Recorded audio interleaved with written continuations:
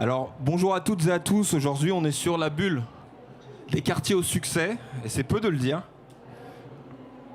Donc, l'enjeu, c'était de vous présenter 3 parcours d'entrepreneurs inspirants. Donc, 3 entrepreneurs inspirants, donc 2 femmes, Laurence Lascari, Sally Benasser et Aziz Baziz. Baïz, pardon, toutes mes excuses. L'enjeu, ça va être donc la séquence, ce sera 3 séquences où l'idée, c'est de partager, qu'ils puissent partager avec vous finalement leur parcours et partager avec vous des conseils, car entreprendre, c'est pas facile. C'est pour ça qu'on vous invite à chaque instant finalement de vous faire accompagner. Parce que souvent, c'est en étant accompagné qu'on va pouvoir avoir les ressources, qu'elles soient financières ou aussi de formation pour réussir. Mais aussi un levier puissant d'accompagnement, c'est souvent de se rapprocher des pairs, à savoir des entrepreneurs qui eux aussi ont des parcours, eux ont été confrontés aux problématiques que vous rencontrez chaque jour au sein de vos parcours, au sein de vos trajectoires. Et donc tout de suite, je vais passer la parole à Laurence. Ça a l'air de marcher. Donc ce que je vous propose, peut-être dans une première séquence, vous vous présentez. Et ce qui m'intéresse, c'est de savoir finalement d'où vient cette flamme, ce désir d'entreprendre, et comment t'es arrivé, parce qu'on va parler aussi aujourd'hui, c'est la remise des prix du concours national de talent des cités. Et donc comment t'es arrivé à ce concours? Bonjour à toutes et à tous, je suis Laurence Lascari, je suis productrice pour le cinéma et l'audiovisuel, et en 2008 j'ai créé une société qui s'appelle De l'autre côté du périph'. Et donc je produis des films, des documentaires avec cette envie, cette ambition de raconter la France autrement, donc de mettre en avant des récits qui sont peu vus, qui sont parfois on peut dire qu'ils sont invisibilisés. Donc c'est de mettre en avant des auteurs, des scénaristes, des réalisateurs qui ont des parcours atypiques, qui sont soit originaires de quartiers populaires, soit issus de ce qu'on appelle la diversité. Et donc voilà, le but, c'est de raconter l'universel à travers du singulier, parce que tout simplement, quand j'étais, il y a 10 ans, 15 ans, 20 ans de ça, je ne me voyais pas sur les écrans, et ça m'a vraiment beaucoup interrogée, ça m'a parfois révoltée aussi. Et donc quand j'ai fait le grand saut pour travailler dans le cinéma et dans l'audiovisuel, j'ai fini par me dire qu'il y avait un besoin, et donc j'ai créé cette société. Donc tu étais salarié donc avant de... Oui. Qu'est-ce que tu faisais exactement? J'ai travaillé, alors c'était plutôt pour un groupe d'abord, c'était Studio Canal, donc du groupe Canal+, où là je travaillais au service des ventes internationales. Donc on vendait des films. Partout dans le monde. Et donc c'est comme ça que j'ai fait mes premières armes. J'ai passé 2 ans dans cette équipe. Et j'ai appris la partie plutôt en aval du business, c'est-à-dire qu'une fois que les films sont faits, eh bien on les vend partout dans le monde, et ça rapporte énormément. Et à la suite de ça, parce que j'avais vraiment envie d'avoir une expérience à New York, je suis partie travailler pour Unifrance. Unifrance, c'est une association, c'est une asso un peu institution qui promeut le cinéma français à l'étranger. Donc j'ai fait ça pendant 1 an, et c'est là véritablement que j'ai eu le déclic, parce que j'ai vu avec quelle rapidité j'ai pu m'adapter à cet environnement que je ne connaissais pas, faire des rencontres, monter des réseaux, monter des événements dans un pays que je ne connaissais pas, une langue qui n'était pas la mienne, etc. Et je me suis dit, tiens, si tu rentres chez toi à Bobigny, tu vas pouvoir faire 10 fois plus. Donc c'est comme ça que j'ai décidé de rentrer pour créer. Merci beaucoup Laurence. Sally Benasser. Alors bonjour à tous et bravo à la nouvelle promotion 2020. Moi je suis Sally Benasser, je suis l'une des premières lauréates du concours, puisque j'ai eu le prix national à la création du concours Talent des cités. Mon entreprise a 20 ans cette année. Bravo. Le concours a 20 ans l'année prochaine. C'est ça. Donc vous voyez comme quoi on dure, on est là. Nos sociétés sont pérennes, et puis on est la force vive des quartiers populaires, la force économique, puisque aujourd'hui, il y a 20 ans, il n'y avait pas beaucoup de créateurs au sein des quartiers populaires. Aujourd'hui, on est très nombreux, et on avance avec cette Qu'est-ce qui t'a donné envie de créer, Sally? La liberté. La liberté. L'envie de travailler à ma façon. Pareil, j'étais comme Laurence, j'étais salariée dans une entreprise, chez un fabricant. Alors moi, j'allie deux critères. C'est que je suis issue des quartiers populaires, mais je suis aussi une femme dans le bâtiment. Donc c'est double obstacle, si on veut dire. Donc, j'ai créé une société qui s'appelle Art & Blind, qui est une société spécialisée dans les cloisons, placards sur mesure, fenêtres, store intérieur, store extérieur. On est partenaire des plus grands fabricants, notamment Somfy. On est expert Somfy, qui sont très sélectifs dans leurs distributeurs. Donc, nous, on est experts. Mon entreprise a l'Oscar de la charte qualité de la Chambre des métiers, donc, ce qui n'est pas évident aussi dans le bâtiment. On a également gagné entrepreneuriat au féminin. J'ai aujourd'hui des collaborateurs qui avaient démarré chez moi sans connaître le métier, qui sont aujourd'hui pères de famille. Donc c'est une fierté pour moi d'avoir accompagné ces jeunes qui ont démarré chez moi et qui aujourd'hui sont papas. Donc je peux vous dire que c'est un petit peu impressionnant au bout de 20 ans. Et puis là, on attaque un développement qui est sur le plan national. Nous souhaitons devenir le leader de la cloison sur mesure, tout ce qui est séparation de pièces. Et nous avons créé une enseigne qui s'appelle la Maison de la Cloison. Et là, nous vendons dans toute la France et nous sommes devenus fabricants. Bravo, bravo Sally, merci beaucoup. On peut l'applaudir. Alors à ma droite, j'ai Aziz Baïz. Tu peux rappeler ton projet. Surtout, ce qui nous intéresse, c'est qu'est-ce qui t'a amené à l'entrepreneuriat ? Donc bonjour à tous. Donc ce qui m'a emmené à l'entrepreneuriat, en fait, j'ai créé ma première entreprise quand j'étais étudiant, parce que j'ai une formation d'ingénieur en bâtiment, donc j'ai été chef de projet.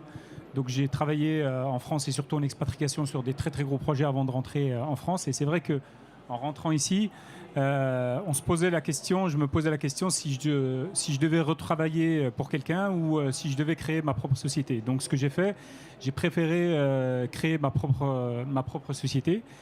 Et c'est pas celle que j'ai présentée en fait à Talendicité, puisque quand j'ai présenté le projet Talendicité, j'avais une entreprise que je dirigeais depuis 5 ans. C'était de la formation professionnelle pour les cadres du bâtiment. Et en 2015, j'ai été lauréat national pour un projet social et solidaire. C'était une plateforme mobilité, donc garage solidaire et puis tout ce qui l'entoure. Parce qu'en fait, on avait envie de répondre en fait à un besoin qui était important à l'époque. Et c'est ce qui m'a emmené à participer à Talendicité. Sinon, depuis Talendicité, en fait, j'ai créé une entreprise tout corps d'État dans le bâtiment, où il y a à peu près 20 et 30 salariés. On a aussi une entreprise en fait, dans le photovoltaïque, donc dans toutes les zones de nouvelles énergies, dans toutes les grosses installations. J'ai aussi un centre de formation dans le bâtiment, tout corps d'État, et une école dans le numérique, donc, qui fait du bac au bac+5. Voilà. Donc un serial entrepreneur. Et c'est vrai que ce qui est intéressant dans l'entrepreneuriat, suivant les personnalités, c'est surtout de créer et puis que ça tourne. Puis c'est vrai que quand c'est fait, on n'a pas forcément envie de garder. Pas toujours en tout cas. C'est intéressant parce que finalement dans les 3 parcours que parfois souvent on a l'impression qu'on crée des entreprises par défaut, et là on voit beaucoup finalement l'idée de la liberté, c'est un peu la thématique aujourd'hui, on retrouve dans chacun de vos projets. À savoir, voilà, il y a une envie, une impulsion de porter son propre projet, de sortir du statut de salarié et finalement de tenter l'aventure. J'aimerais maintenant dans cette séquence qu'on focalise sur l'aventure, parce souvent on parle de l'entrepreneuriat comme une belle aventure, pleine d'énergie, l'audace, le concours, le feu des projecteurs. Mais parlez-nous de cette aventure au quotidien et de cette réalité-là. Laurence. Alors peut-être ce que je peux faire, c'est partager avec vous 3 petites séquences différentes au cours de mon parcours. La première que je vois très bien, c'est quand donc je viens de lancer ma société de l'immatriculé. Quelques mois plus tard, j'étais hébergée chez la mère d'un ami. Au début, j'avais des bureaux temporaires. Et puis, j'ai pu intégrer une pépinière d'entreprise à Montreuil.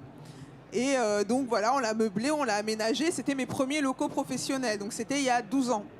Et en fait, je revois très bien, je me vois en train de marcher pour aller au bureau. Et cette sensation de liberté, de plénitude, de dire waouh, je vais travailler pour moi, je vais travailler dans ma société. Et c'était hyper intense. Donc c'est quelque chose qui m'a marqué.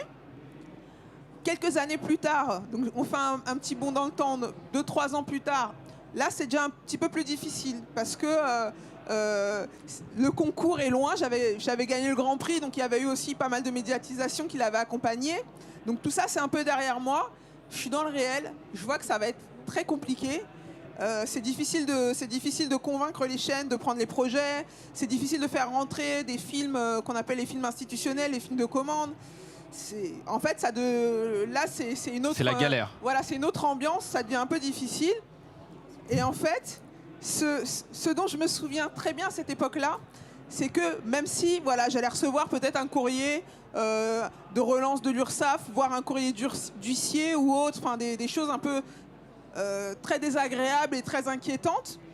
Et en même temps, chaque jour, j'arrivais quand même, j'allais passer un bon moment, j'allais avoir des fous rires, la vie continue en fait. Et c'est là où je pense que c'est avec ce type d'anecdote-là qu'on peut voir aussi si on est fait ou pas pour la vie entrepreneuriale.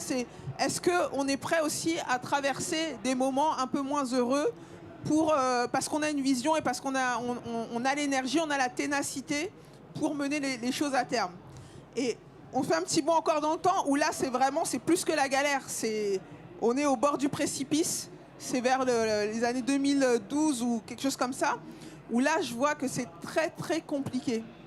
C'est vraiment... Je ne vois pas ce qui va rentrer en termes de revenus. J'ai essuyé des refus. J'avais essayé de trouver des investisseurs pour réinjecter de l'argent dans ma société. Ça passe plus. Enfin, toutes les portes... J'ai la sensation que toutes les portes se referment. Et là, en fait, je me dis, mais Laurence, il va peut-être falloir que tu envisages de faire autre chose. Parce que là, qu'est-ce que tu fais si jamais la boîte s'effondre? Et en fait, je me dis deux choses. La première, c'est que j'ai pas de plan B. C'est-à-dire que je n'arrive pas à me projeter dans autre chose que ce que je suis en train de faire. Donc déjà, ça, c'est un peu problématique parce que, à part ma société, j'ai rien d'autre où mettre mon énergie puisque j'arrive pas à me projeter dans autre chose. Et l'autre truc, c'est que je me dis, tu sais quoi, Laurence? Si jamais ça doit se cracher, si jamais l'entreprise doit mourir, ce sera spectaculaire. Donc c'est ça que je me suis dit. Je me suis dit, voilà, au moins, ça sera beau et tu en feras quelque chose de magnifique. Donc heureusement, après, les événements ont été plus favorables et puis il y a eu un film, puis un autre, etc. Mais c'est vrai que ça a été un moment vraiment fort. C'était en quelle année l'Ascension ? L'Ascension, il est sorti en 2017, en janvier 2017, et c'est un film que j'avais commencé à développer en 2011. Et en fait, moi, je me disais, mais t'as une Rolls entre les mains, t'as un projet extraordinaire. Donc, en gros, c'est l'histoire d'un mec qui a jamais fait d'alpinisme et qui se retrouve à aller défier l'Everest. Et il vient du 93, et voilà, avec tout ce que ça porte.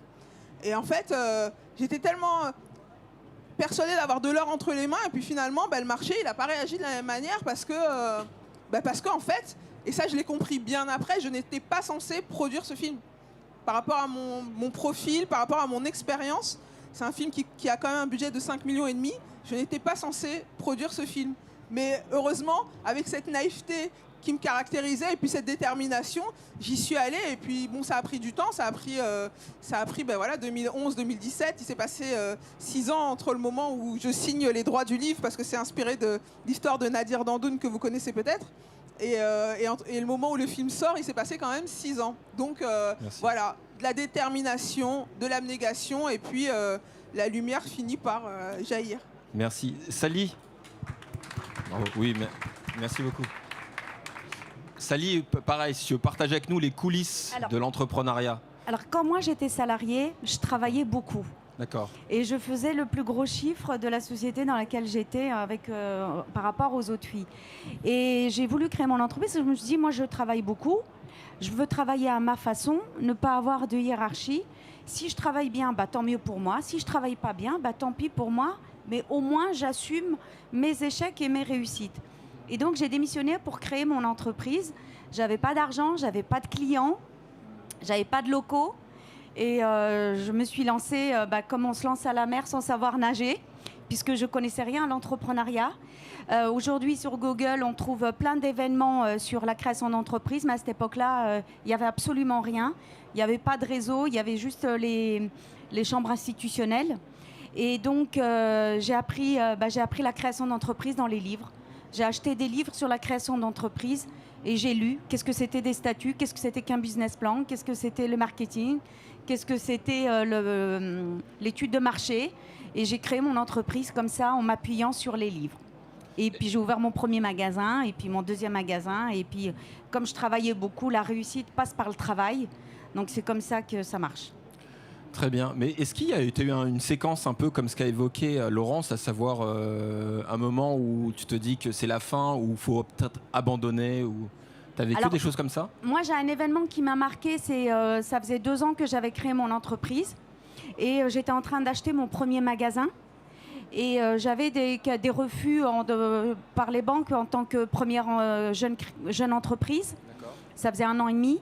Et du coup, j'ai gagné le prix national talent des cités. Et ça m'a boosté, ça m'a donné des ailes, ça m'a donné de l'énergie. Je me suis dit, si je suis reconnue dans un concours de création d'entreprise, mais en plus sur le plan national, il n'y a pas de raison que ça ne marche pas. Et donc, je gagnais pas ma vie puisque je travaillais le soir dans un restaurant pour payer mon loyer. La journée, je montais ma boîte. Et puis donc, puis après, j'ai ouvert mon premier magasin et ça a démarré avec le premier magasin. Donc beaucoup de détermination, un côté un peu tête brûlée et beaucoup de travail, effectivement. Beaucoup d'énergie. Si tu pouvais aussi réagir, toi, nous partager un peu finalement ton parcours. Les hauts comme les bas. Les bas, c'est plus intéressant parce que la lumière, finalement... Voilà, ce moment, il sert à ça, à célébrer, mais qu'est-ce qui se passe derrière les coulisses? Je vais être plus court que Laurence.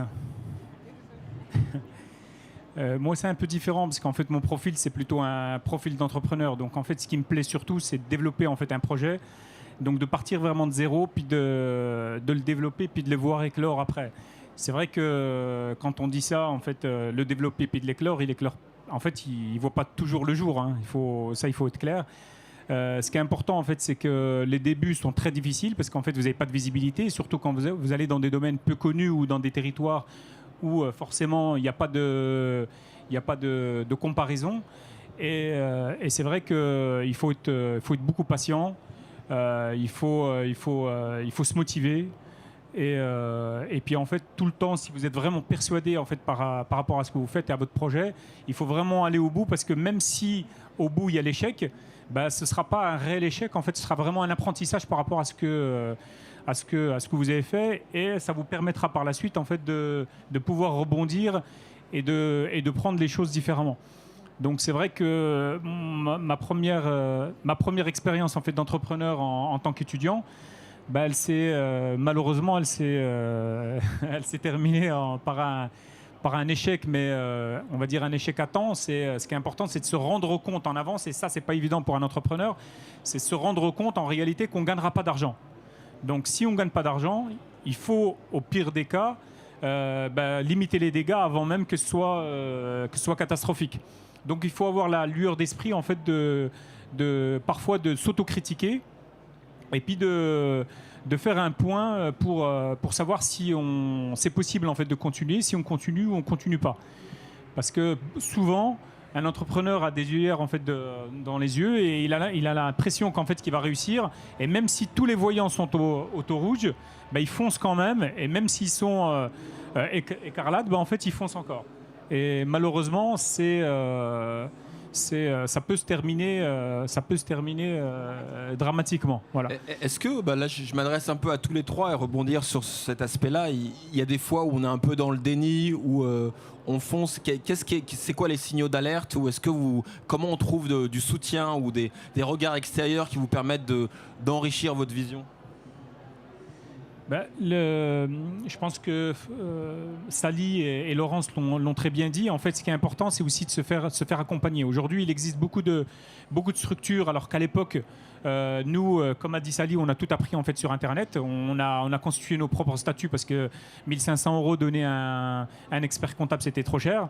On a appris à faire des AG, on a appris à faire des transformations, on a appris à fermer des entreprises parce que c'est plus cher de fermer une boîte que de l'ouvrir. On a appris vraiment sur le tas. Et aujourd'hui, vous avez une vraie richesse, c'est non seulement il y a des structures en fait qui accompagnent, mais il y a aussi des structures qui accompagnent non seulement intellectuellement, mais aussi financièrement, ce qui était quasiment inexistant auparavant. Je pense que ce qui est très très important, c'est d'être accompagné. Être accompagné, ça permet justement à certaines personnes de tirer les sonnettes d'alarme, ou en tout cas d'alerter dès le départ. Ça ne veut pas dire que vous allez à l'échec, ça veut dire qu'en fait, il est temps de rediriger ou de se repositionner ou de se poser les bonnes questions pour justement ne pas aller directement contre un mur. Et ça, on le voit aujourd'hui avec BPI France, avec Talent des Cités, avec BGE, avec l'ADI, avec France Active, avec tout le réseau complet en fait d'accompagnateurs. Il ne faut pas hésiter à les solliciter. Et encore plus loin, il y a même des structures en fait syndicales professionnelles qui aujourd'hui non seulement vous accompagnent, mais vous parrainent. C'est des chefs d'entreprise qui parrainent en fait des jeunes chefs d'entreprise pour justement les faire monter en puissance au niveau de la connaissance, mais aussi les alerter quand il le faut assez tôt. Merci beaucoup Aziz. Alors là, vas-y, oui, c'est pas réagir. Aziz a dit des éléments qui sont très très importants qu'il faut bien retenir et que les conseils qu'on peut vous donner, vous ne les aurez jamais nulle part. Parce que les gens vous parlent toujours de succès et de réussite, ils vous parlent rarement d'échecs. Et c'est vrai qu'il faut savoir s'arrêter à temps et ne pas faire trop de dégâts, ni dans sa famille, ni à sa banque, ni à soi-même. Moi, j'ai vu beaucoup de chefs d'entreprise qui ont été têtus, qui ont cru jusqu'à la fin. Alors, Laurence est une exception de s'en être bien sorti, mais il y en a beaucoup qui, malheureusement, subissent des échecs qui sont très importants et qui le font porter à leur famille. C'est les 3D de Younes. Divorce, dépression, dépôt de bilan. Donc ça, il faut faire très très très attention. Aziz attire l'attention là-dessus. Quand vous regardez les grands chefs d'entreprise, souvent ils ont eu un échec avant d'avoir un succès. Et quand on a un échec, ça ne veut pas dire qu'on a échoué. Ça veut juste dire qu'on va mieux rebondir. Très bien, justement, merci pour cette transition. Là, l'enjeu, quel conseil? Il y a des entrepreneurs dans la salle, j'imagine. Est-ce que les entrepreneurs sont accompagnés, tous ici? Et terminé, excellent. Peut-être, chacun, si vous avez un conseil à partager, vous avez des parcours riches, des parcours inspirants. Quand même, les trois, ils sortent de Talent des Cités et c'est quand même une fierté parce que ça montre que ce concours est valorisant parce qu'il sait détecter les pépites et vous êtes une preuve, vous incarnez finalement l'intérêt de ce concours. Alors, le concours Talent des Cités récompense les jeunes entrepreneurs des quartiers populaires. Quand il a été créé il y a 20 ans, il n'y avait pas beaucoup d'entrepreneurs au sein des quartiers. C'est très simple, quand ils ont cherché des entrepreneurs des quartiers, ils en avaient trouvé 32 sur le territoire. Donc ils en ont pris à chaque coin de la France et ils en ont sélectionné 32. Le 93 est un vivier de talents dans la création d'entreprises. Et Concours de Talent des Cités a ouvert la voie, le chemin aux créateurs d'entreprises issus des quartiers populaires. Et aujourd'hui, vous êtes en train de prendre une autoroute. Et donc sur cette autoroute, des conseils justement pour, maintenir la vitesse, ne pas perdre ses points, etc. Oui, alors ce que je peux vous conseiller, c'est déjà de trouver votre famille. Donc que ce soit votre famille entrepreneuriale, que ce soit votre famille de métier. Donc s'il y a un syndicat professionnel, s'il y a une association, n'hésitez pas à vous en rapprocher, à l'intégrer parce que vous allez rencontrer des personnes qui auront beaucoup plus d'expérience que vous et qui vous permettront de pas commettre les erreurs qu'elle avait pu commettre quelques années auparavant. La deuxième chose, c'est aussi de ne pas hésiter à vous créer vos propres opportunités. Très simplement, quand au bout de 2 ans de création de ma société, je vois que je n'arrive pas à obtenir de rendez-vous au sein des chaînes ou que j'envoie des projets, j'ai pas de réponse, c'est hyper compliqué, j'ai décidé de créer un marché de programmes pour les jeunes producteurs. Donc je crée en fait un écosystème où je rassemble d'autres jeunes producteurs comme moi qui sont en déficit de réseau, et puis on crée un événement, et puis on invite les décideurs, et on leur dit, voilà, en une journée, vous allez pouvoir rencontrer une trentaine de jeunes producteurs et choisir les projets qui vous intéressent. Donc ça, c'est un exemple. J'ai des difficultés, je vais me créer moi-même mes propres opportunités. Exactement. Sa propre plateforme. Tout à fait. Merci beaucoup. Aziz, un conseil? Un conseil, en fait l'essentiel a été dit. Hein. Par contre, moi ce que je dirais, c'est croyez en votre projet. Si parfois en fait il y a des voyants rouges, ça ne veut pas dire que vous allez être en échec. Ça veut simplement dire en fait qu'il faut peut-être que vous revoyiez en fait votre copie. Donc il faut être motivé. Il faut, comme on l'a dit, puis on va le répéter, c'est beaucoup de travail. Donc quelqu'un qui ne travaille pas, le travail ne se fait pas tout seul. Et les choses ne se font pas toutes seules. C'est-à-dire que quand il faut aller chercher l'info, il ne faut pas hésiter à bousculer les portes. Il ne faut pas hésiter en fait, à solliciter les gens. En fait, les gens ne vous attendront pas. C'est à vous de vous caler à eux, c'est à vous d'aller les chercher. D'aller les chercher et de forcer les choses. Voilà. J'ai oublié juste une petite chose, excuse-moi Sally. C'est très rapidement, votre singularité, c'est votre force, c'est un atout. Et c'est ce qui fait que vous pourrez vous distinguer aussi face à vos concurrents. Donc voilà, être originaire de quartier populaire, avoir cet ADN-là, c'est vraiment un atout et c'est quelque chose que j'ai pu expérimenter aussi dans mon métier. Sally, un conseil? Alors, je vais vous donner 3 points dans la création d'entreprise et le développement et la pérennisation de l'entreprise. Dans la création d'entreprise, choisissez une idée que vous maîtrisez. Ne choisissez pas 36 000 idées et ne créez pas une entreprise dans un domaine que vous ne connaissez pas. Créez l'entreprise dans un domaine que vous maîtrisez, que vous connaissez. Vous ne pouvez pas prendre la création d'entreprise et un nouveau produit ou un nouveau marché. Le deuxième point, c'est qu'aujourd'hui, il y a beaucoup d'aides partout. Le temps que vous passez à courir, c'est très bien. Mais le temps que vous passez à courir derrière toutes les aides qui vont arriver 6 mois après, vous ne faites pas de chiffres. Donc, travaillez et faites du chiffre. Trouvez des clients. C'est les clients qui vont vous apporter votre première trésorerie. Ce n'est pas les aides. Le troisième élément, c'est pour pérenniser votre entreprise, il faut travailler et apprendre la gestion. Il faut savoir lire votre bilan, il faut savoir gérer votre entreprise, il faut savoir préparer votre trésorerie, il faut savoir préparer l'argent qui va sortir et ne pas le dépenser n'importe comment. Il faut apprendre la gestion. La gestion est le secret de la pérennisation de votre entreprise quand vous travaillez bien. Merci beaucoup pour tous ces conseils. Il nous reste un peu de temps. Est-ce qu'on a une ou deux questions dans la salle? Faites preuve d'audace. On est au pays de l'audace là. Donc n'hésitez pas. Ils sont là. Ils ont vraiment des parcours inspirants. Vraiment merci pour votre participation.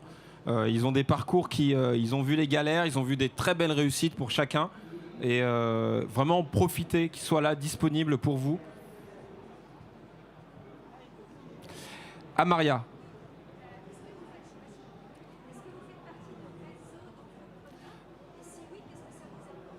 Alors, est-ce que vous faites partie de réseaux d'entrepreneurs et quelle valeur ajoutée de ces réseaux pour vous? Moi, je fais partie d'un réseau, enfin c'est un syndicat de producteurs qui s'appelle l'UPC, l'Union des producteurs de cinéma. Et en fait, ce que ça m'apporte, c'est ce que je disais un peu tout à l'heure, c'est l'expérience de mes pairs, l'appartenance à un écosystème aussi de cinéma. Il y a plusieurs syndicats, moi j'ai choisi celui qui me ressemblait le plus. Et ça permet, dans un environnement ultra complexe, qui est celui du cinéma en France, d'être informé et puis de pouvoir échanger et d'avoir une meilleure compréhension des enjeux de mon métier. Moi, j'ai une question pour vous trois. Souvent, déjà, est-ce que vous entreprenez seul ou est-ce que vous êtes associé? Et au-delà d'un mariage, parce que s'associer, c'est souvent un mariage, comment vous constituez vos équipes? En fait, tout dépend des projets. Certains projets, en fait, on est seul, puis d'autres, on est vraiment associé. Comme a dit Ahmed, en fait, l'association, c'est vraiment un mariage, c'est pire qu'un mariage. Donc avant, non mais il faut, c'est important aujourd'hui, en fait, de vous sensibiliser sur ça parce que c'est ce qui fait que après création, vous soyez tranquille ou en fait vous ayez la vie catastrophique. En fait, on ne s'associe pas avec quelqu'un sur un coup de tête. L'association, c'est très très important parce qu'en fait, sur l'équilibre de votre société ou la réussite de votre société va se reposer justement sur l'accord ou le désaccord ou en tout cas la qualité en fait, de la relation des associés. Et donc, c'est très très important en fait, de choisir ses associés. Et parfois, il faut choisir ses associés en fonction justement des compétences qui nous manquent. Quand on a un projet, on monte un projet, on est dans un domaine qu'on connaît. Si on a besoin pour mieux développer cette société de compétences complémentaires, donc on va choisir nos associés pas en fonction en fait, de nos émotions, mais en fonction en fait, des compétences qui vont nous apporter. Et ça, je pense que c'est primordial. Donc tout à l'heure, on parlait, Laurence évoquait le fait de choisir sa famille. Le premier noyau dur, c'est vraiment cette équipe déjà fondatrice peut-être, et après qui va vous aider à développer, consolider le projet. Un dernier mot? Bonne chance et bravo à tous les lauréats. Yes. En tout cas, merci encore à toutes et à tous, et merci à vous vraiment pour vos parcours inspirants et d'avoir accepté de témoigner. Et je peux me joindre à ce conseil, à ce mot, bonne chance. À bientôt.